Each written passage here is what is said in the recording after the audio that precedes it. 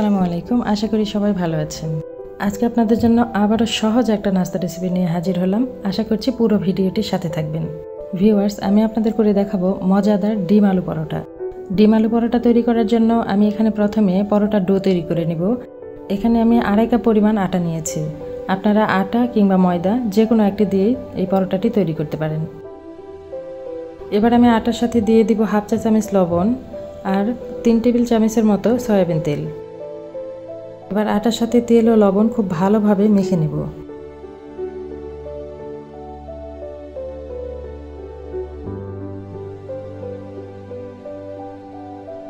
আমার শুকনো উপকরণগুলো খুব ভালোভাবে মেখে নেওয়া হয়ে গেছে। এবারে এগুলোকে নর্মাল টেম্পারেচারের পানি দিয়ে পরোটার ডো তৈরি করে নেব। পানি আমি একবারে না দিয়ে অল্প অল্প পানি দিয়ে মেখে নিয়ে আমি ডোটি তৈরি করে নেব।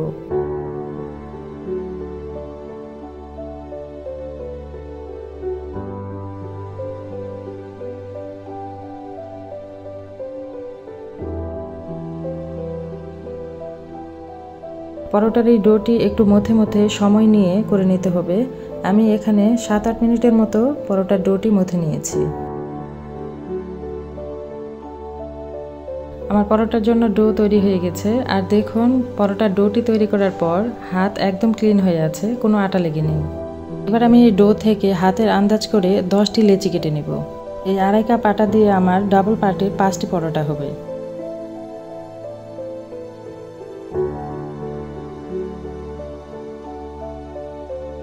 আমার পরোটার জন্য লেচি কাটা হয়ে গেছে। এবার এই লেচিগুলোকে আমি রেস্টে রেখে পুর তৈরি করতে চলে যাব। পুর তৈরির জন্য আমি চুলায় একটি ফ্রাই প্যান বসিয়ে দিয়েছি। আর এই ফ্রাই প্যানে আমি কিছুটা রান্নার তেল দিয়ে দিয়েছি। তেল গরম হলে এখানে দিয়ে দিব 1 চামচ জিরা ফোড়ন। জিরা ফোড়ন দেওয়া হলে এবার দিয়ে দিব 4-5টি কাঁচামরিচ কুচি ও 3টি বড় সাইজের পেঁয়াজ কুচি। আর ঝালের পরিমাণটা অবশ্যই আপনারা আপনাদের স্বাদ মতো দিয়ে নেবেন। এবার পেঁয়াজ মরিচগুলোকে হালকা ব্রাউন করে ভেজে নেব।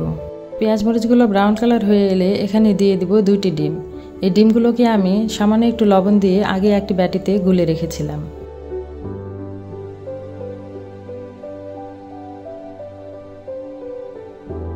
পেঁয়াজ মরিচের সাথে ডিমগুলোকে আমি ভেজে নিব। পেঁয়াজ মরিচ ও ডিম ভাজা হয়ে গেছে। এবারে আমি এখানে আগে থেকেই 2টি বড় সাইজের আলু সেদ্ধ করে রেখেছিলাম, সেগুলো ম্যাশ করে দিয়ে দিচ্ছি। আমি এখানে 2টি বড় সাইজের হল্যান্ডার আলু নিয়েছি।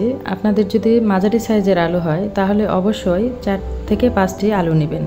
এবার আমি এতে দিয়ে দিব স্বাদ মতো লবণ ও চাট মশলা। যেহেতু চাট মশলার মধ্যে অনেক কিছু মশলাই থাকে, তাই আমি এখানে আর অন্য কিছু ব্যবহার করব না। আপনাদের কাছে যদি চাট মশলা না থাকে তাহলে সামান্য জিরার গুঁড়ো, ধনিয়ার গুঁড়ো, যারা গরম মশলা খেতে পছন্দ করেন তারা সামান্য গরম মশলার গুঁড়ো দিতে পারেন। সবগুলো উপকরণ সুন্দর করে ভেজে নিয়ে পুরটা রেডি করে নিয়েছি।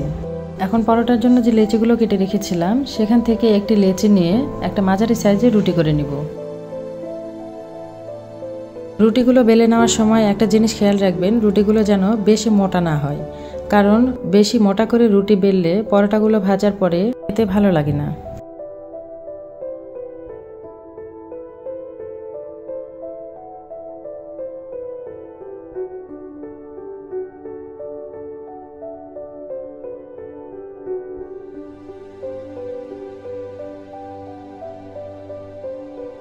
আমার একটা রুটি বেলা হয়ে গেছে। যেহেতু আমি ডাবল পার্টের পরোটা তৈরি করব, সেহেতু আরেকটু রুটিও বেলে নিব।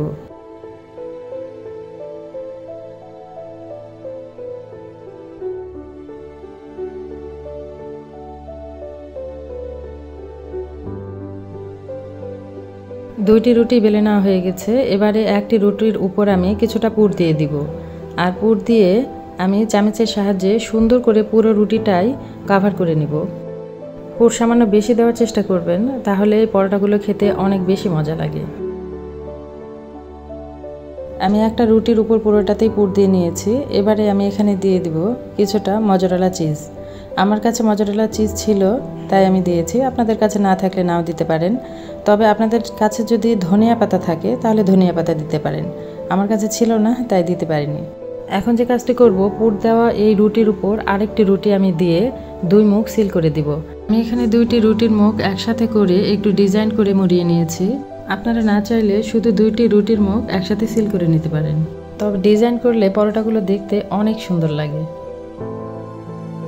দেখুন আমার একটা পরোটা রেডি হয়ে গেছে, আর এভাবে আমি সবগুলো পরোটাই তৈরি করে নিব। এবার পরোটাগুলো ভেজে নেওয়ার পালা। পরোটাগুলো ভেজে নেওয়ার জন্য আমি চুলায় একটি ফ্রাই প্যান বসিয়ে দিয়েছি, আর মিডিয়াম হিটে আমি পরোটাগুলো ভেজে নিব। পরোটাগুলোকে আমি সয়াবিন তেল দিয়ে ভেজে নিয়েছি। আপনারা চাইলে বাটার দিয়েও ভেজে নিতে পারেন। বাটার দিয়ে ভাজলে পরোটার টেস্ট কিন্তু দ্বিগুণ হয়ে যায়। পরোটাগুলোকে আমি এপাশ ওপাশ উল্টে দিয়ে ব্রাউন কালার করে ভেজে নিব। এই পরোটাগুলো কিন্তু বিকালের নাস্তা কিংবা বাচ্চাদের টিফিনে দেওয়া যেতে পারে।